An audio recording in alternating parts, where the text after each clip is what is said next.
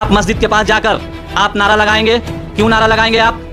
और अगर नारा लगा रहे तो पुलिस कहाँ थी? अभिषेक बनर्जी ने कहा है कि जब एप्लीकेशन दिया है पुलिस ने उसमें लिखा नॉट वेरीफाई। जब नॉट वेरीफाई लिखा तो कोई दो लोग तो वहाँ जुलूस निकाल कर थे नहीं, हजारों की तादाद में थे। आपने क्यों नहीं रोका रामनवमी के टाइम में? वही सीपुर इलाके में, उसी थाने के इलाके में, थाना से 100 मीटर की दूरी पर ये हुआ है। सब्जी वाले का, फल वाले का ये जो है ठेला फेंक दिया जाता है, आग लगा दिया जाता है। मस्जिद के पास जाकर जय श्री राम का नारा लगाया जाता है, रिवॉल्वर लेकर लहराया जाता है। तो ये क्या है? ये फेलियर है पुलिस। खिदिरपुर में जो ईद मिलाद उन नबी के बाद हुआ, इसमें NIA में कितने सब मुसलमान लोगों को पकड़ के ले जाया गया। क्यों नहीं ममता बनर्जी यहाँ CID को पकड़वाती हैं जो फसाद फैलाते हैं? आप क्यों तमाशा बन के देखी रहती है? जब पुलिस कमिश्नर थे यहाँ के राजीव कुमार, जब CBI पकड़ने आई थी, आपने धरना पर बैठ गई थी। आज क्यों नहीं आप धरना पर बैठ रही हैं मुसलमानों के लिए? माइनॉरिटी की तरफ से ये डिमांड कर रहे हैं कि सिटिंग जज, हाई कोर्ट के सिटिंग जज की निगरानी में ये इंक्वायरी होना चाहिए कि बार बार क्यों टारगेट किया जा रहा है मुसलमानों को और उसी इलाके को क्यों। ये सेकुलर मुल्क है, हर मजहब को यहाँ अपने त्यौहार रस्म रिवाज के हिसाब से मनाने का पूरा अधिकार है और वो मनाएं भी। शिपर हो रहा है जो हालात है उस पर आप क्या कहेंगे? ये बहुत शर्मनाक हालात है और ये बीजेपी और तृणमूल, जैसा कि कल आप देखे होंगे कि अभिषेक बनर्जी ने एक प्रेस कॉन्फ्रेंस कर ये बताया कि यहाँ परमिशन पुलिस ने नहीं दिया था। उन लोगों ने एप्लीकेशन दिया था परमिशन लेने के लिए, लेकिन परमिशन नहीं दिया।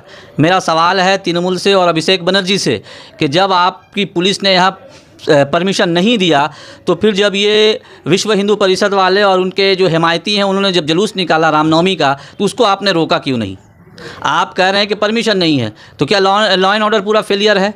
पुलिस कमिश्नर आपके हाथ में नहीं है और वही सीपुर थाना के अंतर्गत जो पिछले साल हुआ था रामनवमी के टाइम में, वही सीपुर इलाके में, उसी थाने के इलाके में, थाना से 100 मीटर की दूरी पर ये हुआ है। सब्जी वाले का, फल वाले का ये जो है ठेला फेंक दिया जाता है, आग लगा दिया जाता है।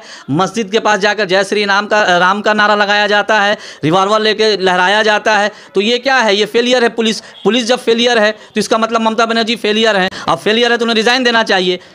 उन्होंने कहा कि पुलिस का रोल ठीक नहीं है, तो फिर आपने सस्पेंड OC को अभी तक क्यों नहीं किया? सीपुर OC को आपको सस्पेंड करना चाहिए पहले, उसके बाद आपको ये बोलना चाहिए कि फेलियर रहा है। ये क्या है? सिर्फ मुसलमानों को बेवकूफ़ बना रही हैं, आप डरा रही हैं। जैसे मैं बार बार कहता हूँ कि अपने अपने एजेंडे पर काम कर रहे हैं। ये सेकुलर मुल्क है, हर मज़हब को यहाँ अपने त्यौहार रस्म रिवाज के हिसाब से मनाने का पूरा अधिकार है और वो मनाएं भी। लेकिन ये अधिकार किसने दिया? किस संविधान के तहत दिया गया है कि आप मुसलमान इलाके में जाकर, आप मस्जिद के पास जाकर आप नारा लगाएंगे? क्यों नारा लगाएंगे आप? और अगर नारा लगा रहे तो पुलिस कहाँ थी? अभिषेक बनर्जी ने कहा है कि जब एप्लीकेशन दिया है पुलिस ने उसमें लिखा नॉट वेरीफाई। जब नॉट वेरीफाई लिखा तो कोई दो लोग तो वहाँ जुलूस निकाल कर थे नहीं, हजारों की तादाद में थे। आपने क्यों नहीं रोका? और नहीं रोका तो रास्ता क्यों नहीं बदला?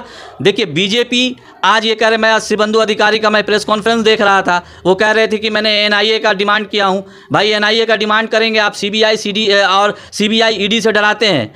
आज खिदिरपुर में जो ईद मिलाद उन नबी के बाद हुआ, इसमें NIA में कितने सब मुसलमान लोगों को पकड़ के ले जाया गया। क्यों नहीं ममता बनर्जी यहाँ CID को पकड़वाती हैं जो फसाद फैलाते हैं?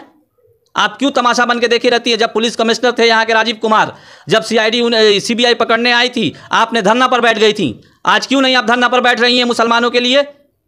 आप सिर्फ दोहरा चेहरा दिखाना चाहती हैं लोगों को। सबसे पहला डिमांड ये है कि सबसे पहला वहाँ के OC का ट्रांसफ़र होना चाहिए, सस्पेंड होना चाहिए पहले, और जितने वहाँ पुलिस के ऑफिसर बैठे वो सबका सस्पेंड होना चाहिए वहाँ। उसके बाद कोई आगे कार्रवाई। और ये डिमांड है, और हम ये माइनॉरिटी की तरफ से ये डिमांड कर रहे हैं कि सिटिंग जज, हाई कोर्ट के सिटिंग जज की निगरानी में ये इंक्वायरी होना चाहिए कि बार बार क्यों टारगेट किया जा रहा है मुसलमानों को और उसी इलाके को क्यों।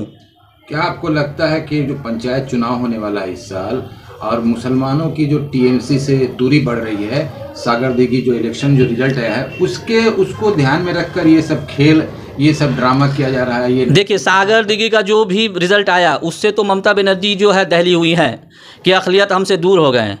उसी का रीज़न ये हुआ कि उन्होंने गुलाम रब्बानी को हटा दिया माइनॉरिटी मिनिस्टर से। उनका रीज़न ये हुआ कि उन्होंने अबू ताहिर खान जो मुर्शिदाबाद के MP, उनको कहते हैं कि आप अधीर रंजन चौधरी से मिले हुए हों। और उसके बाद और भी जो वहाँ के लोकल लीडर हैं। मेरे कहने का मतलब ममता बनर्जी का जो दोहरा चेहरा है वो सारे अक़लियत के लोग जान चुके हैं। हमारी मजबूरी ये थी कि 2021 में बीजेपी के नाम पर वोट इन्होंने लिया है।